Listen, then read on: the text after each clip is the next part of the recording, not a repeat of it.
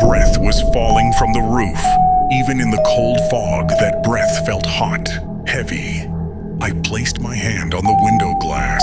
It was damp from inside, as if someone outside was breathing against it.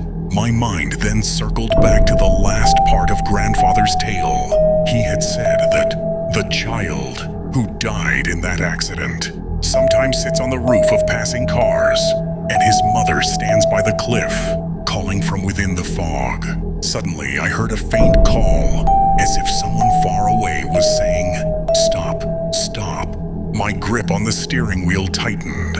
I did not want to stop, yet the call came again and again, mixing with the thumping sound above. I knew if I stopped, I might truly see something, and if I did not, perhaps that shadow would follow me forever.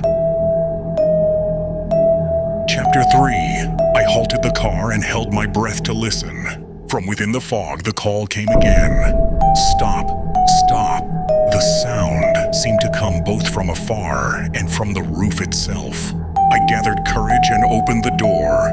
The cold air pierced my bones. I looked at the roof. Nothing. But at that moment, from inside the car came the sound of a child's laughter. I stepped back in and saw frost on the seat. As if someone had been sitting there. Trembling filled my chest. I knew this was no ordinary event. Was it the child from Grandfather's story? Suddenly, in the rearview mirror, I saw a woman standing in the fog. Her eyes hollow, her hand stretched out as if beckoning me. I closed my eyes, opened them again. No one there. But the sound on the roof grew louder. Thud, thud, thud. I started the car. This time, I resolved not to stop. No matter how many calls came, no matter how loud the sound, I would go on. The road twisted, but I pressed the speed.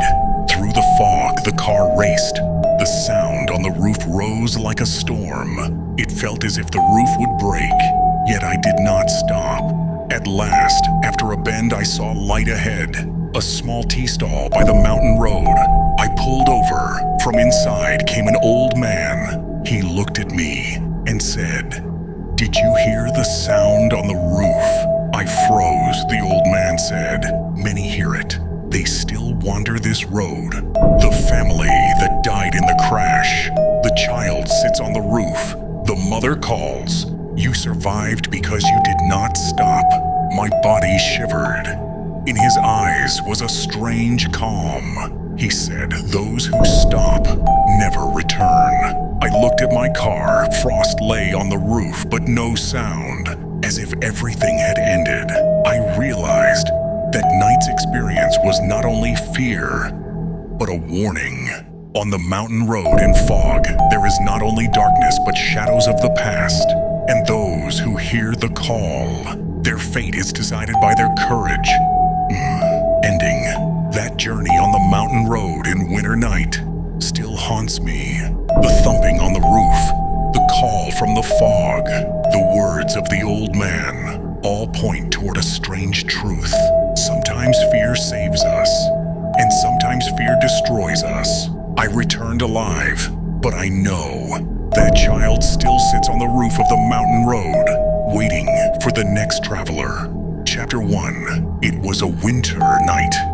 I was driving alone on a mountain road that even the headlights seemed trapped against a wall of mist. The bends of the road twisted strangely at every curve.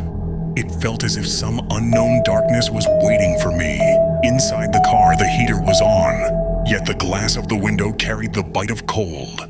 Turning frosty, I had turned on the radio, but in the mountain region, the signal was weak. Only whispers and broken tunes floated in. Mixed with that broken sound, suddenly, I felt as if someone was sitting on the roof of my car. At first, I thought perhaps a branch had fallen, but then came the thumping sound.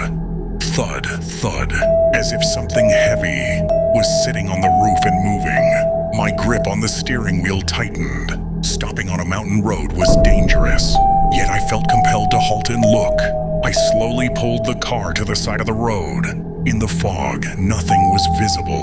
The headlights only pressed against a white wall of mist. I opened the door and stepped out. The cold air pierced my bones. I looked up at the roof. Nothing, only frost. But when I returned inside the car, the sound came again. Thud, thud, thud, heavier, closer. My heartbeat rose. It felt as if someone was playing with me. The mountain folk say that on this road, the spirits of those who died in accidents still wander. I never believed such tales, but in that moment, they felt true. Chapter 2.